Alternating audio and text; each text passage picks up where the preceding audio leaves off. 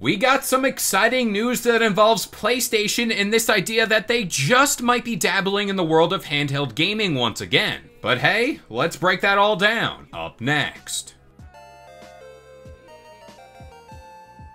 What's going on, guys? It's Kalo, and I'm here to give you the lowdown on all things gaming. And if you're new here, feel free to subscribe to this channel for weekly video game news content. Drop a like on the video, and welcome to the Level Up. So, I think it's pretty safe to say when we talk about the PSP or the Vita, many gamers who lived through those wild times would say both consoles were way ahead of their time. Not only that, but if Sony opted to release a handheld in today's gaming market, and I'm not talking about the Portal, they'd rake in money hand over fist because people love their first-party games. And the fact that technology has excelled to the point where small handheld devices could be more than capable of handling big AAA games, like a Spider-Man 2 or God of War Ragnarok, this seems like easy money. And hey, credit where credit is due, but not really. Sony did attempt to get back into the market with the PlayStation Portal. You guys know me, I've bagged on that console long enough. But on the surface, I got a few positive things to say. It's got everything you could ask for when we talk about a PlayStation handheld. It's got what I think is a cool design, a big screen, and it could deliver big games at a smooth frame rate. But that's where the good things stop. The device can't play games natively, and that right there is the biggest missed opportunity in gaming in recent memory. And that's all in my opinion. The Portal is a purely handheld streaming device that is tethered to your PS5 console, kind of like a Wii U situation. But the question now is, could there be room in the busy world of PlayStation for a second crack at such a device, much like the Vita? Well, thanks to this recent batch of job postings and rumors, that could possibly be the case here. Now, first up, thanks to Moore's Law is dead because he's been talking on his YouTube channel about such a device. He elaborated on this point that PlayStation could be talking to AMD, and this is all for chipsets they could use on the device, which people have been calling the Vita successor. Now, things took a step further when the Reset Era forums began to chime in on the matter too. Here is a post that accredits a Russian journalist by the name of Anton Longvinov. I'm sorry if I butchered that, who claims that Sony will release games to the PC.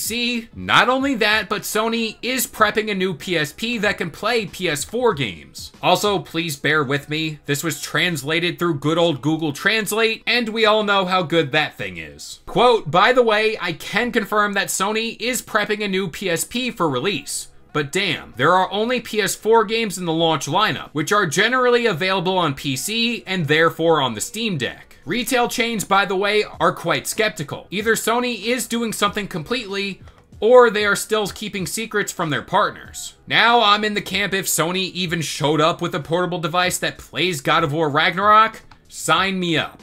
And again, that's natively too. But let's keep in mind, handhelds exist within the space, come at a premium price tag, and that's at the average of $500. And now it'll be up to PlayStation to adhere to or work around that price bracket. And if they're able to deliver at that price point, lower or a tad bit higher, they'd have a hit. I also think the big thing here is PlayStation's ability to deliver consistent gaming experiences across all their devices. And that was the fault of the PSP and Vita era. More often than not, PlayStation did have to develop varying versions of their games, mainly because the handhelds wasn't on the same level tech-wise as the PS3 or the 4. Now let's dive back into the Reset Era forums, where this job posting made the rounds, for a position within SIE for system software development. Now you could pause to read the full statement here, but I'm going to highlight the thing that stuck out to me most. Quote, develop systems to enable programs developed for our entertainment game consoles to run on game consoles with different architectures. Specifically, we will enable a large number of game titles developed for PlayStation to run on the new architecture system. This system will be equipped with a mechanism to facilitate deficit analysis in the event of a problem. Now you know me, tech talk ain't really my thing, and of course there are a lot more people who know about it way more than me. But I do think this is clear as day proof PlayStation, at the very least, is messing around with this idea of a handheld console, and hopefully that's a native one. I think they've been hearing fans shouting for such a device, and they know if they drop the device, it will sell out. And again, I can't help but go back to the prospect of big-time games like Spider-Man 2 and God of War Ragnarok on the go. Things like that are what we want right now.